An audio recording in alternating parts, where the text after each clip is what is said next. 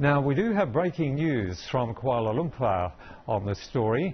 FBI and police have been investigating the pilot of flight MH370, and our anchor James Chow is there covering this story from Kuala Lumpur. Welcome, James. You are the first journalist. You broke it here on CCTV News earlier. Just give us the details about this development.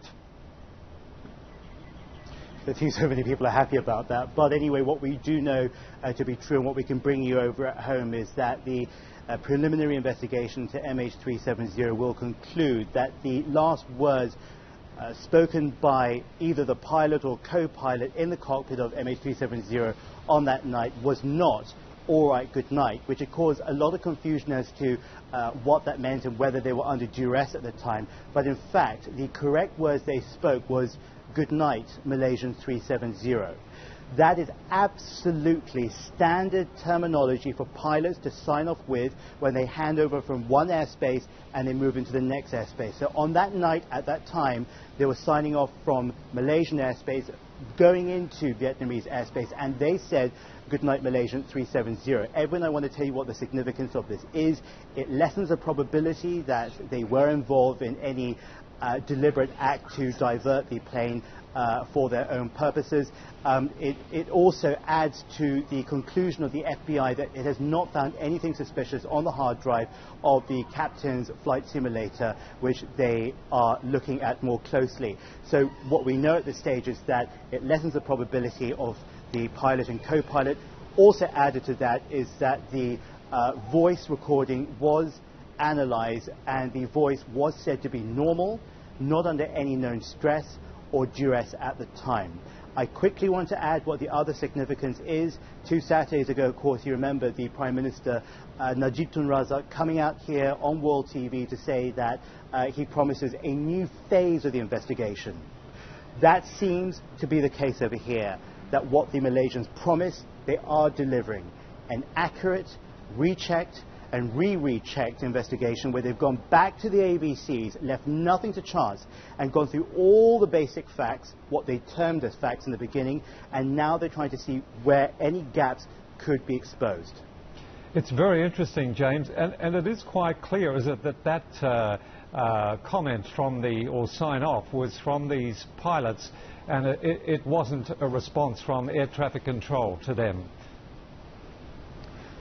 What we do know is that it came from that side, so presumably it was either the pilot or the co-pilot, the two individuals who had access to that area on a long-term basis. And we will, of course, wait to find out which one it was, though I think that the fact that it was very, very standard and very, very much not out of the ordinary supports the camp that believes that the pilot and co-pilot are innocent, and that if they did indeed take that plane off course, they did it under duress or because of extenuating circumstances.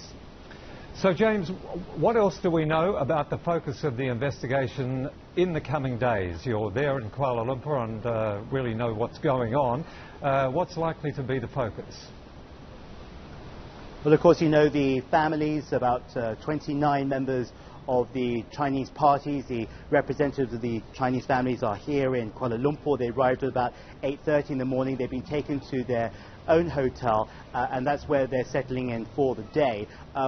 What we do know is that they're demanding to meet with the Malaysian leadership. They're demanding an explanation, a full briefing on the technical information. They're not satisfied with the answers so far. Now, this is where it changes. There was no press conference today. The Defence Minister Hishamuddin Hussein spoke to me exclusively. He's given 2 interviews, both of them to me here in Kuala Lumpur, and he says that why he did that, and I think it's important to say here, why he gave me that exclusive was because he wants to reach out to the Chinese people. He wants to leverage the platform that CCTV News has to speak to the 1.4 billion Chinese, he says. I think it's close to 1.3 billion plus.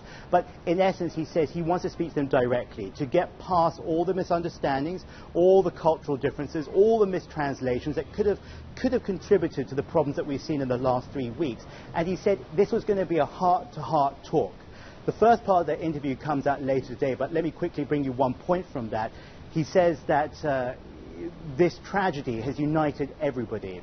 And he said it makes him very, very sad that, that this tragedy had to come about during, this unification had to come about at a very, very sad time. And he surprised me a little bit. He actually had a few words in Chinese. He said, 我们都是一个家人. We are just one family. He was very, very emotional throughout the whole process. He talked about going to meet the Chinese families. 2 nights ago, he brought his wife, he brought his 2 children, all of them broke down and were in tears right the way through. And I know he feels it very, very deeply. His own family were in a helicopter crash 1 year ago. The morning of the helicopter crash, his daughter told him that she was pregnant. That grandchild is now here safe and sound.